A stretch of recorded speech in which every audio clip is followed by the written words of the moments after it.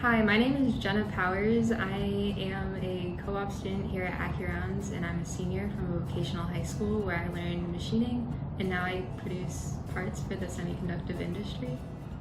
I'm in charge of machine setup. I maintain and inspect dimensions of every part, and I polish and clean the parts as they come off the machine.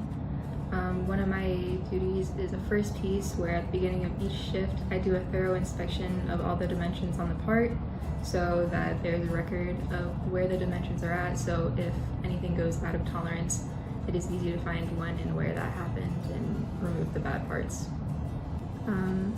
I like machining because it's very methodical. If there's a dimension out of tolerance, you just measure and do the math to figure out an offset to get the dimension back to where it has to be. And I really enjoy that it's just a clear process.